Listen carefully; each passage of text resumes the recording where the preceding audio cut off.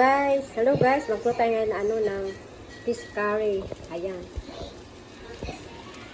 Ganisa ko na po to sa sa sibuyas, saka kamatis po to. Ayan. So ngayon nalagay ko na po yung yung fish curry. Ayan. So, ayusin natin para ayan.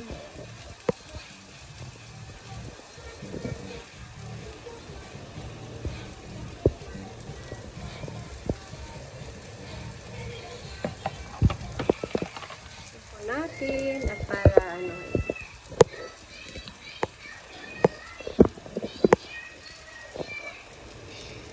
lalagay ko na po ngayon yung yung curry.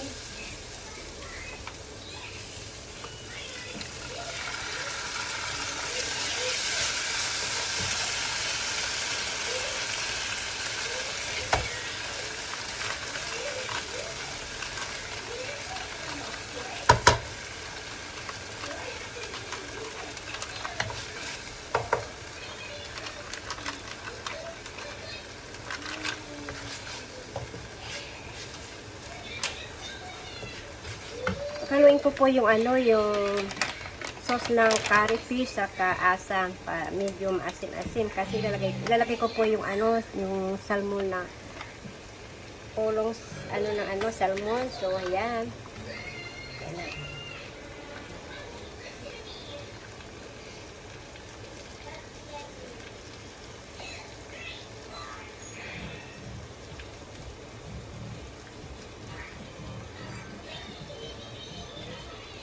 Squeeze natin, sayang no kasi mahal yan yung sauce.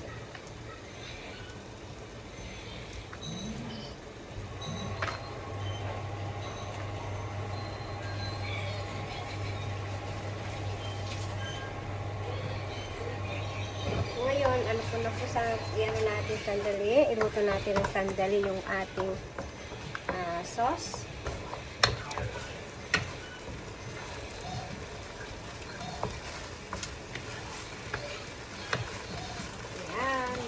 Halo na po, silalagay ko na po yung yung hiniwa kong eggplant. Ayan.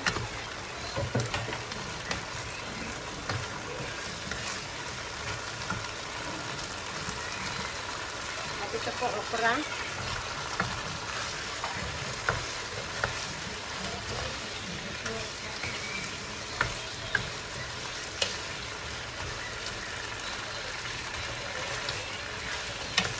Lutuin po muna natin itong gulay, tapos palagyan ko po siya ng tubig. Pagka kulong po, lalagay ko na po yung yung ating isda. Ayan. Kailangan po maluto muna itong mga gulay, tapos lagyan natin ng tubig.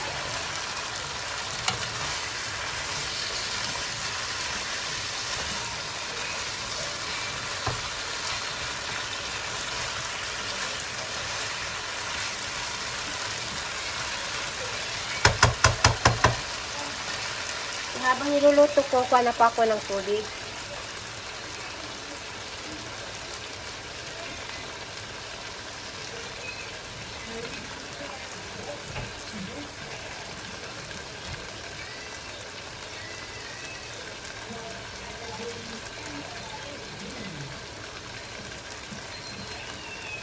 Lalagyan na po natin ng tubig yan.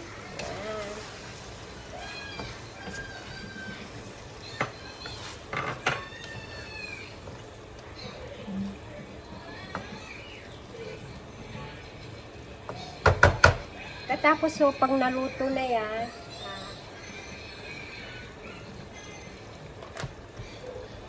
ito po, pag naluto na po yung gulay, ito na po ang lalagay ko, yung isda.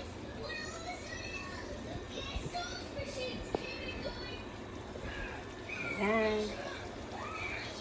Ito po ilalagay ko dyan. Yung buto na po yan. Mas masarap pag ilalagay po natin. Ganyan, kumukulo na po siya. So, medyo kulang yung sabaw. lalagyan pa, dadagdagan pa ng sabaw. Ayan. At yan na po ang ating recipe. Sana makikita nyo ito ay part 1 po. Ayan.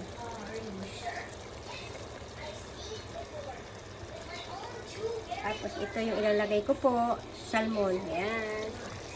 Maraming salamat po at sana panoorin nyo sa part 2 po. Maraming salamat. God bless. Love you.